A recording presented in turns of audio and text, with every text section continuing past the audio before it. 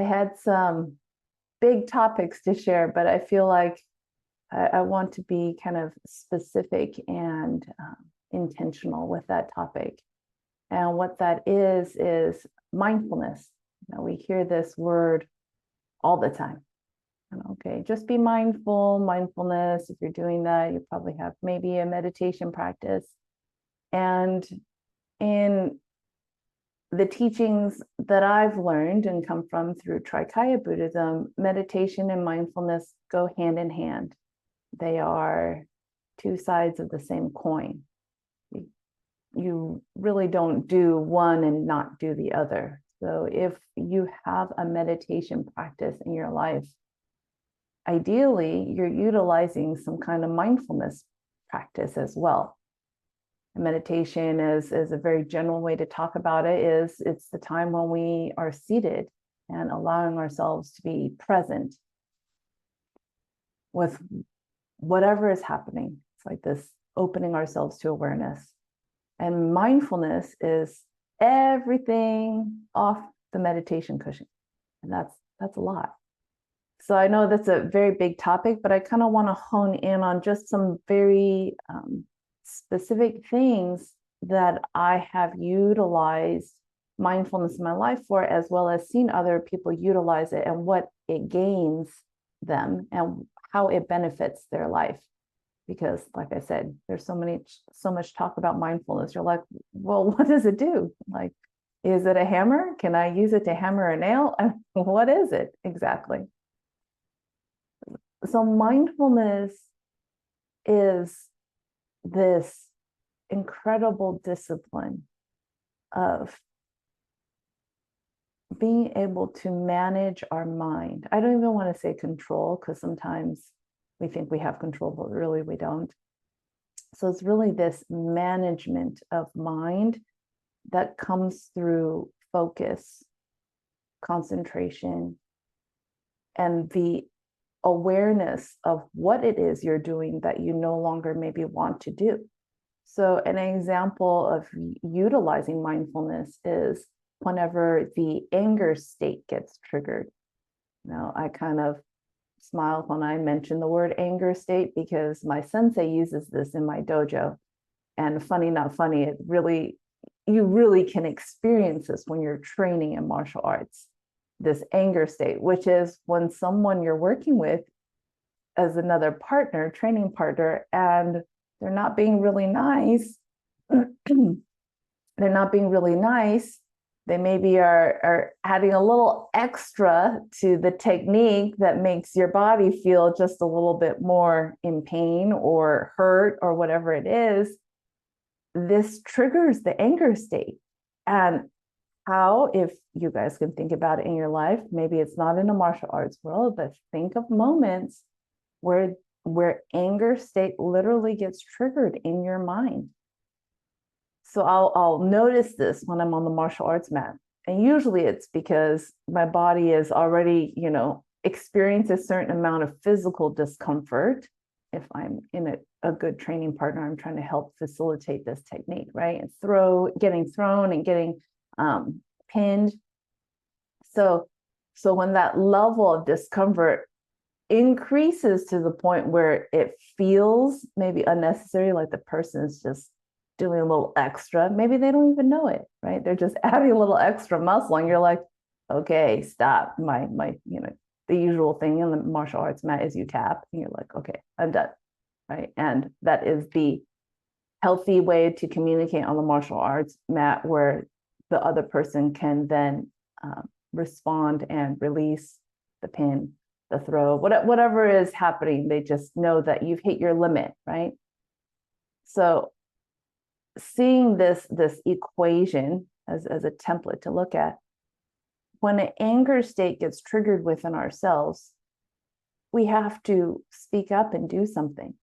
If an anger state gets triggered in me and I'm on the martial arts mat and I get more and more upset at working with this partner because they're hurting me, right, beyond what my physical body feels like it can tolerate, and I'm not tapping out, I'm not saying something, I'm not speaking up, I'm just stuffing it down because I feel like I want to be tough and strong, right? my teacher talks about this word called it's stuffering. You're stuffing your emotions and then you're suffering because of it. So this is the opposite of mindfulness practice, because mindfulness practice essentially is to hone our awareness, our focus, and our intention, allowing us to pull from whatever tools we need in our toolbox to skillfully address that situation in a way where it allows us to be able to ideally maintain our peace, balance, sense of harmony, a sense of that harmony. I think of, it's not necessarily that you don't ever go into the anger state. It's maybe you go in, but it doesn't last 2 days that you're upset about something, you're thinking about it and ruminating about it over and over again. That this mindfulness practice inserts itself in such a way that you don't even hold on to the anger state for 2 hours. It becomes 2 minutes, it becomes 2 seconds, and it passes. Right? And you've moved on in a way of rebalancing yourself into that balanced state, that you can then let the anger state go and move forward with, and in my words, a greater success of living life. It is so depleting and exhausting when we engage in the anger state and stay in it. That's the key thing. I don't think anyone in the world ever gets not triggered into the anger state. I think it happens, but how do we mindfully address it in such a way that it doesn't last 2 months, 2 years, 20 years, 2 lifetimes, God forbid, right? That instead it becomes refined to the point where it's 2 minutes, 20 seconds, right? And you've moved, you can move beyond it. And that skill is incredibly powerful in the world that we live in today, because it's very easy to get triggered into the anger state. And when I think of anger, I think of it as a secondary emotion in the world of psychology. It's number 2. So anger, when it's presented outwardly, people think, oh my gosh, that's the first thing that's happened. Maybe it's really, really loud and looks really big, so it looks like it's the first thing that's happening. But actually, anger is number 2. It's never number 1. What is number 1 usually in these big containers of the number 1 is some form of fear or some form of pain. Right? And fear can be endless, of whatever it is that is individual or specific to you, right? And that pain is also very individual and specific to you. But a general one I'm referencing, right, in the martial arts world is physical pain. That is a legit form of pain, right? When your joints are hurting and you're getting twisted and turned away, it's not comfortable, right? And this is the whole realm of martial arts and so forth like that. But we train in a healthy, safe way. That's the idea with tapping and having rules and etiquette around how we approach training. But even with all those rules and etiquette, just like we have in society and culture, you follow these rules, traffic rules, driving rules, right? That there's still individuals or still situations you meet where you're just like, the anger state comes out, right? Because recognizing first, this is our mindfulness practice, our responsibility to see when it's come up, what is happening in the number 1 position, right? What possible pain are we feeling? Emotional pain, right? There's physical pain, like I mentioned, and there's absolutely also energetic pain. As we go on this practice and we become sensitive enough, there is a certain energetic pain that we can experience. And it makes me think of, if you're at that level of sensitivity, like myself, there are things that I choose not to do because I know that my sensitivity level will not feel good afterwards. Like, I don't choose to go watch horror movies. I'm like, okay, I'm good. No, thank you. Or if I go to historical sites, if there's been a place where that has had tremendous suffering, I choose not to go there. I'm like, okay, I'm going to go walk over here in this nice park. You guys go enjoy that. And everyone's individual preferences and attunement to that sensitivity on all levels, mental, emotional, and energetic, is specific to you, right? For something that is not so feeling wonderful for me, my husband or something, or my friends I'm going with, they're like, have no issue, right? So this mindfulness practice allows us to tune into what it is we need. And then the next step is absolutely saying something so we're not suffering our emotions or our pain or fear, right?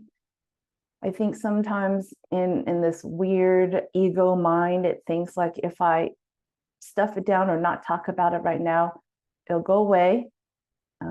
It won't be that bad. And this avoidance piece can kind of fuel into the suffering of like ignorance, right?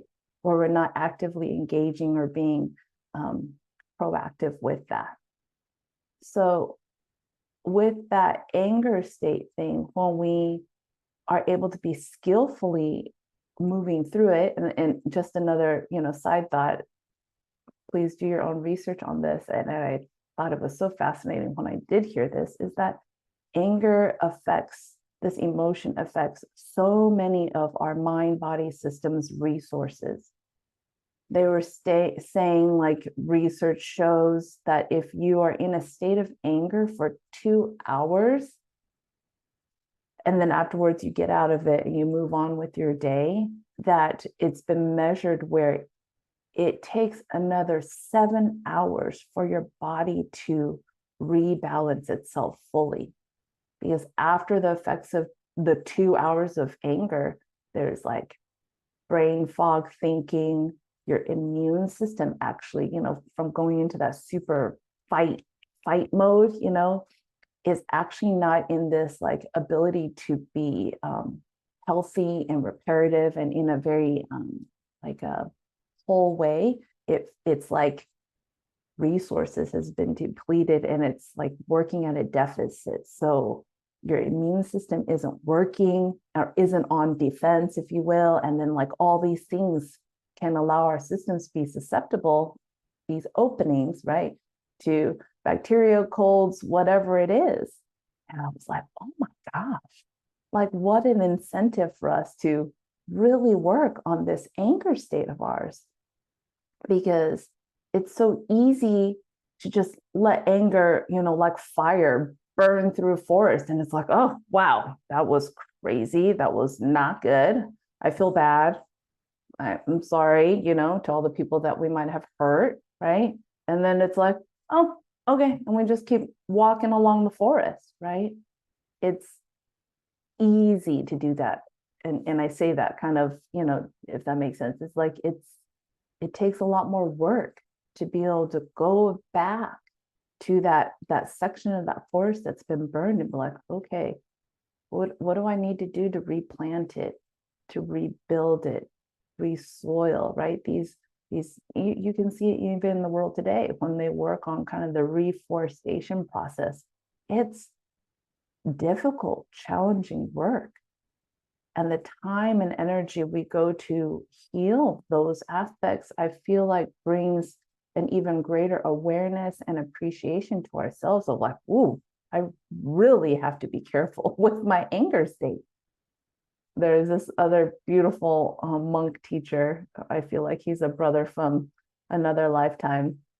He mentions it so well. He's like, anger is like, this emotion of anger is like you've chopped wood, firewood, the whole year, to be able to store and have enough firewood and kindling to keep you warm through the winter season, right?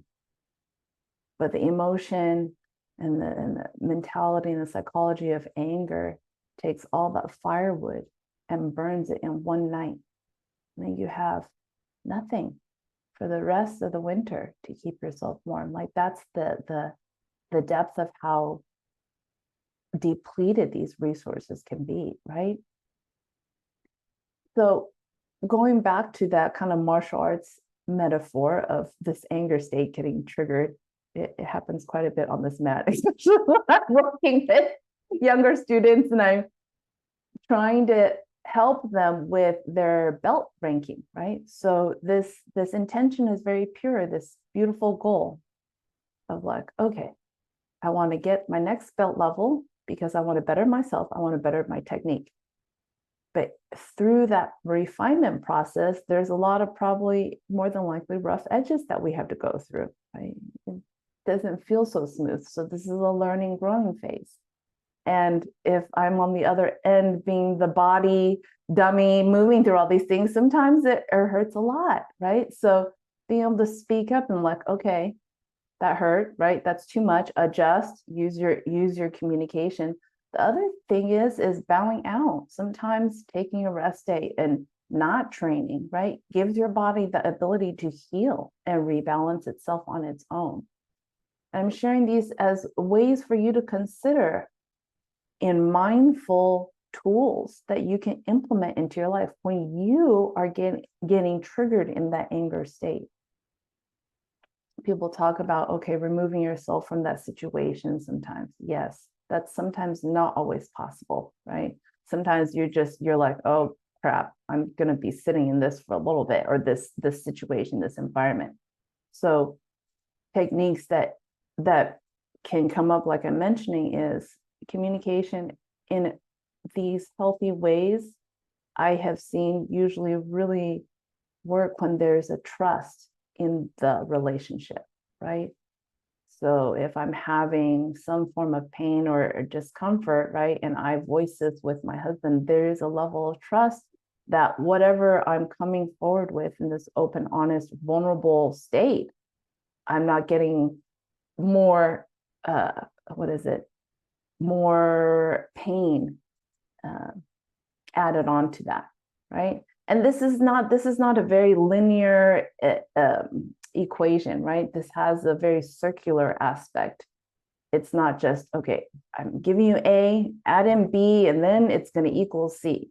Because if I'm being honest, how often have I gone to my husband, like, I'm feeling really sensitive today. I feel like I just need to take some time down to just read or journal, whatever it is, right? And he's like, okay, but we got invitation to go eat at our friend's house. Do you want to go? And I'm like, right. And we get torn. And then I go, and then it's like, I want to leave early, right? So there are things that life is complicated, right?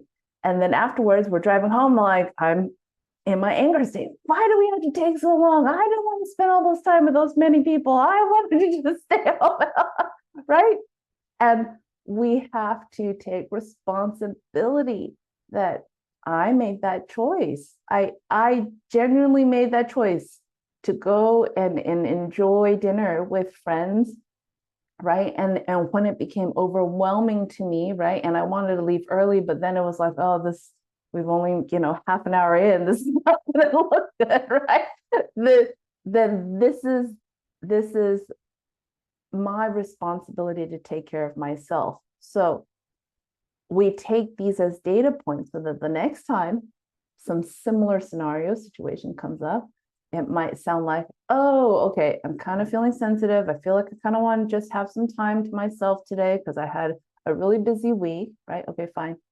Friends, and then the husband comes and, oh, we've been invited to dinner. Let's, did you want to go? And usually now the conversation entails a couple follow-up questions of what time, how many people are going to be there, how long do you plan on staying there, right?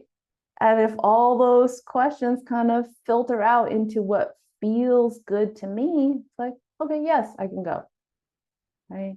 And continue that healthy communication that would look like, which also sound like healthy boundaries. Are you okay? If we leave by 9 o'clock latest, just because I want to make sure I get back home in time so I can sleep, right? A good amount of sleep, whatever it is. Okay, sure.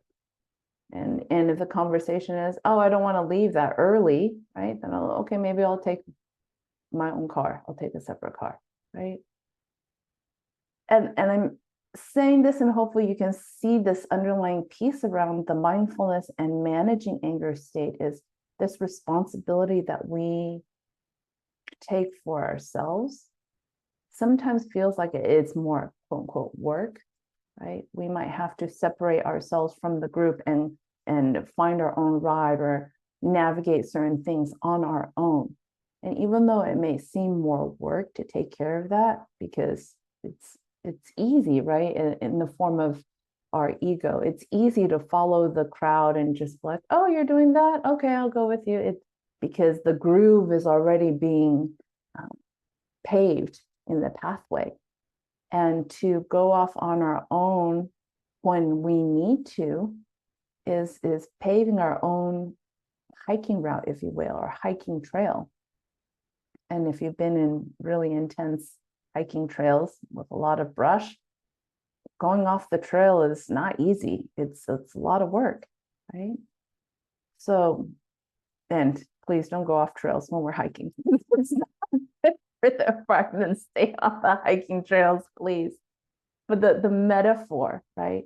That even though it can feel like more work to take care of ourselves, guess what happens? We infinitely and exponentially benefit from our responsibility in taking healthy care of our mind, body, spirit. Because when we take healthy care, I don't know about you, but when I find myself taking really good care of myself, I not only feel good, I have more energy. I feel more generous in my ability to share time and spend time with people, right? Whether that's strangers, whether that's loved ones, whether that's friends. And the quality of the time I'm spending with them is meaningful. It feels deep. It feels enriching. It doesn't feel like forced, superficial. It kind of cuts through all that stuff so that for myself, I really enjoy quality of things, right? I went through my phase of quantity being a better thing. I've now come into this quality. I see quality. You know, when I was younger and getting my allowance, it was awesome to go into the dollar store and see how much things I can buy, right? The quantity was like, yes, this is awesome. But as I've moved on in my stage of life, I really focus on quality. And so when we are actively practicing mindfulness, where we are staying aware of what it is we need, when we're staying aware where, oh, I think some anger state is getting triggered. And a good piece that I've used for myself is when I start to feel irritable. When I start feeling a little irritable and I feel agitated, like, oh, okay, what is it that I need? Have I not eaten? Has it been too long? Am I starting getting angry? That's a anger state trigger, right? Is it okay? I'm feeling like I'm stressing myself out or putting stress on myself, rushing myself to do things, and I need to maybe do one less thing take it off my to-do list today, right? Do I need to move my body because it's just been sitting too long in front of the computer? I just need to be outside and get some sunshine. So when we stay mindful of this specific anger state or like the irritable symptoms that come up, and we address it with whatever it is we need, oh my gosh, it's so powerful. I share that with you, and I hope you try to use that and implement that in your science experiment of life. Because do not take my word for it. Go practice it and have your own experience around it. Where the whole week I'll be like, oh my gosh, I've just had such an awesome week. And that's almost like unheard of because there's all this, social media and the news that just add in all this negativity. It's like, how did that happen? It feels almost miraculous, right? And this is not to say again that I never feel the anger state. It's never to say that I don't feel irritable, right? But I am so tuned in because of all the data from the past, right? Anger states, irritable states, I come to know, okay, I want to go train tonight at, martial arts. It's the usual class I love going. Well, I'm feeling like this. Am I in the right state to go to train where it would be healthy and supportive for me? Right? Or am I already so irritable, agitated? I need to do my own activity and just go for a jog and be by myself and have no one touch me to put me in some kind of joint lock that adds more pain, right? So mindfulness and utilizing our focus, our awareness and attention to essentially be disciplined around giving ourselves what we need to be able to allow ourselves to reap all the positive rewards from that. I think sometimes our mind doesn't even realize it's possible. I think just specifically because of all the conditioning in the world today. But I'm here to say it's possible. So try that. Try it in your life and have some experiences that maybe you can bring back next time and share with me. Yeah. I'll before I go into the meditation, I'll share this one last story. I'll recall this one moment. I can't remember, maybe it was a couple years ago. And this has been a lot of years of practicing meditation and mindfulness. And it was just a couple years ago. I remember I was hanging the laundry outside because it was warm enough and it just dries it better that way. And I was feeling really irritated and agitated and angry and upset about some conversation with my husband. Can't remember, right? That's just how life is. I literally can't remember. I just felt like he was poking at me and I was like, no, I don't like this.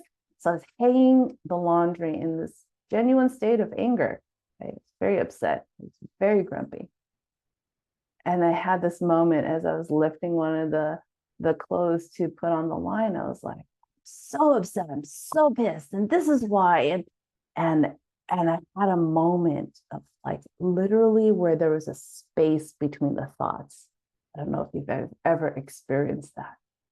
And in that space, it was like in this moment of just like watching in a third person and not feeling that anger actively, but just what before I jumped into the next moment of anger again to like keep going. I was like, wait, I'm so angry right now. Do I want to be angry? No. Can I do something to change that anger? Yep. I'm like literally in that space by the time I leaped to the next angry emotion, angry thought. I was like, I don't want to be angry anymore. Okay. And even though I felt that next wave of like angry emotion hit me, because I had made that choice that I didn't want to be angry anymore because I didn't like how it was feeling, I then took action on changing that direction of that waving motion, right? So it's not necessarily pushing back on the anger. What I did for myself is I took the mindfulness tip of stating 12 things I'm grateful for. I like 12 because I think of the numbers on a clock, but also it's 12 is a long enough number as I'm stating things I'm grateful for, where it literally shifts the misalignment in the brain, the chemical reaction, whatever you want to call it, into another direction. So even though I felt all that anger and I still wanted to be upset, I was like, okay, what are 12 things I'm grateful for? And I'm feeling grumpy. I'm feeling angry, right? So what do I start with? I was like, oh. And of course, that's how it starts. It literally starts. It starts with, oh, okay, gotta think of something good, right? Literally how it starts. I can't remember what I listed, but probably something like, I'm grateful I have clean clothes, right? Because I'm hanging up the laundry. I'm grateful that it's sunny outside because that's how come I can't hang up the laundry, right? So I'm grateful for the sunshine. And then it goes on, right? Like I'm grateful I can breathe, I can stand here, and then I'm grateful for this, this, this. And after listing 12 things nonstop, guess what? I don't no longer am in that anger state. Is there absolutely the echo back there? Absolutely. And can I go and pick up that echo of anger state and start it all over again? Absolutely. But that mindfulness practice, that discipline is, I went through 12 genuine things I was grateful for. Probably at some point later on down the list, I did say I was grateful for my husband too, right? And then I was like, okay, now I'm really done. And then we can move forward. And that is as a way of talking about it, how we can shift out of our anger state through mindfulness practice.